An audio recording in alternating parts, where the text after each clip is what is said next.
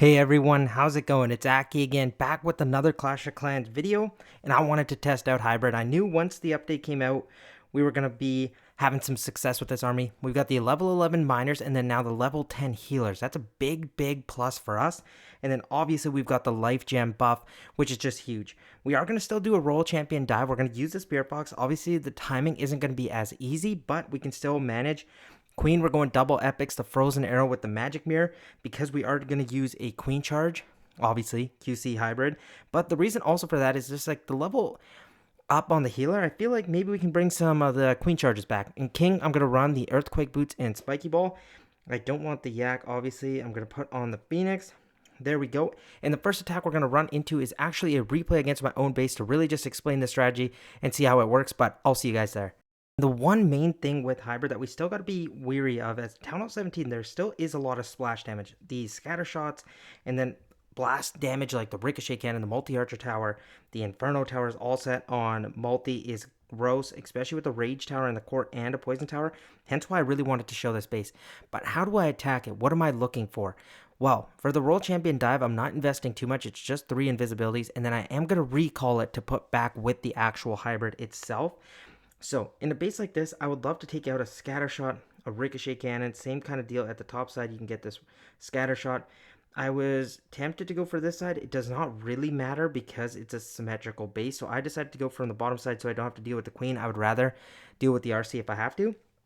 With the timings, it's not 4 seconds anymore, so you can't drop it at like 2 minutes and 56 seconds, but you can drop it right around there. So you can kind of still almost go for that same deploy rate, but I know it's going to be a little bit tricky. It's going to take some time getting used to. I would recommend doing some friendly challenges, but you'll notice here it's not too crazy of a difference.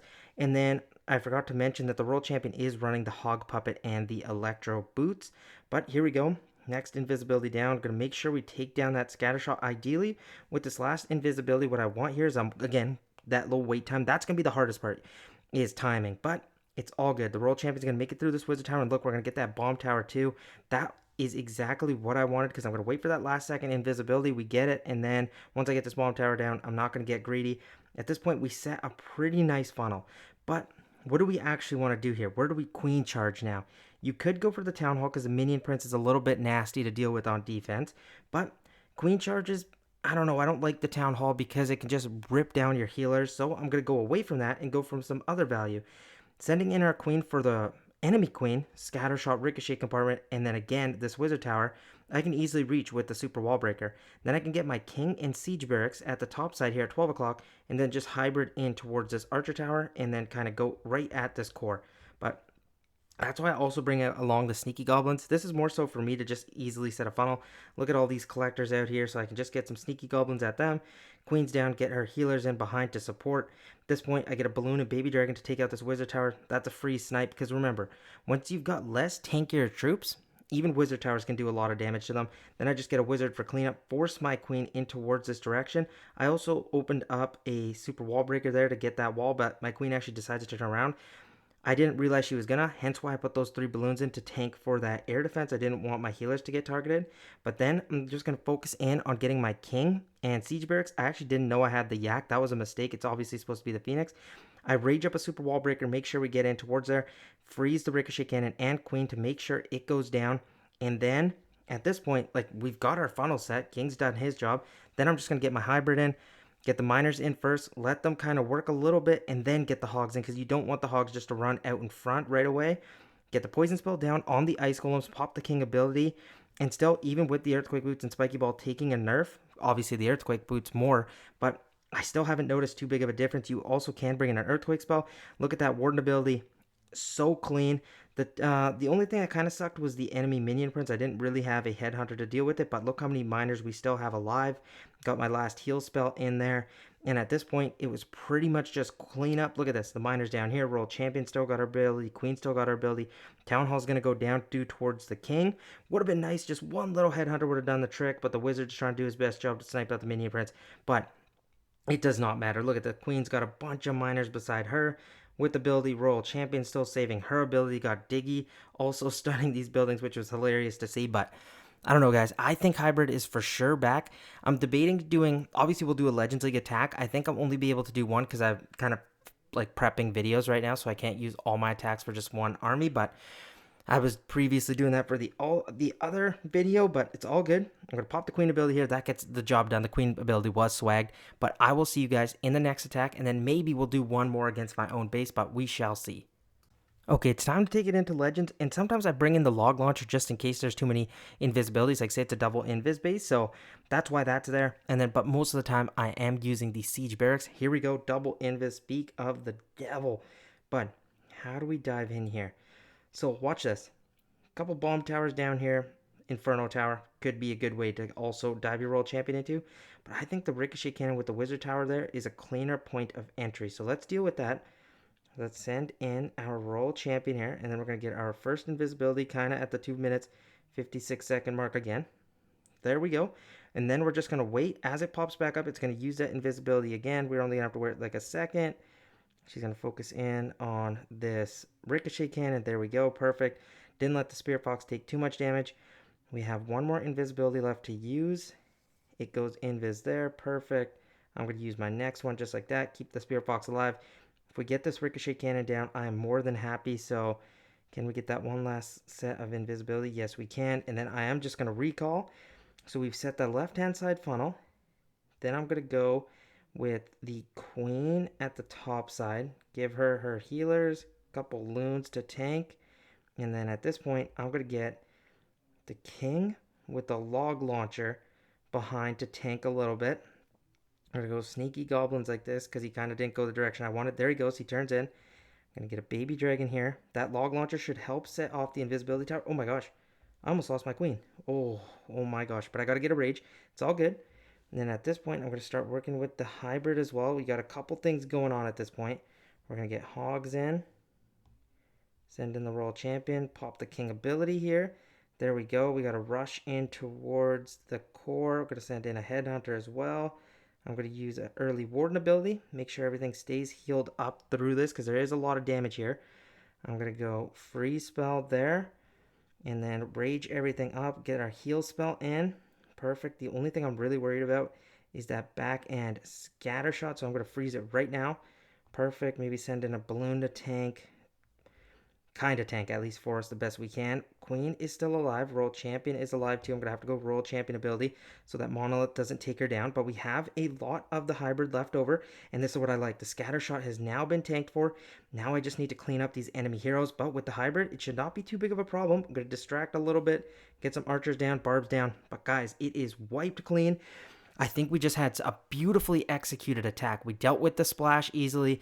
The funnel was set perfect. The log launcher didn't really do its job, but look at the hybrid, guys. It's completely healthy. This is why I think this strategy is going to start taking over. Am I saying it's the best one in the game right now? No. But is it going to be back in the meta? Yes, for sure. I think it's usable again, and then you can now take it into war attacks. If there's a base vulnerable for it, use hybrid. That wasn't the case before, and even with adding a little bit of an RC dive, I love it, and I think it's just an extra little step. I'm going to do one last attack, I think, against my own base, give you a really detailed explanation, and that should have you on your way, because I know a lot of you guys are familiar with hybrid anyway, so I don't want to do just hammer over attacks, because I think you guys get the idea.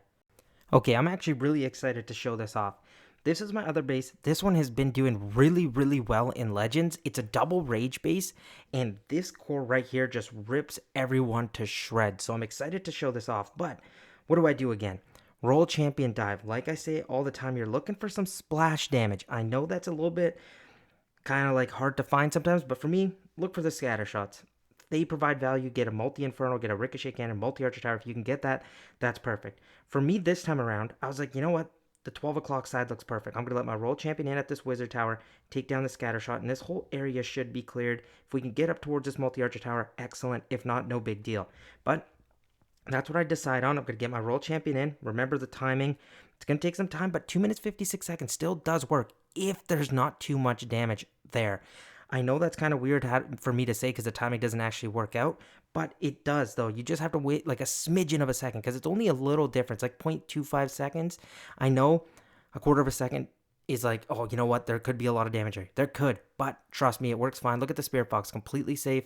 Get my next invis down, and I have, the last one, but I'm going to try pushing in towards as much as I can because we're going to still get one more cycle of the Spirit Fox, which is just crazy, and then I'm going to recall because I don't want to get, 2 out of hand. At this point, you can even check the clock. I'm kind of worried. Like, I'm like, where do I enter for my queen charge? And this is the part where people are going to struggle as well. Like, where do you actually choose? Look, I've already taken up 7 seconds of the clock because at this point, I don't know what is my best path towards the town hall.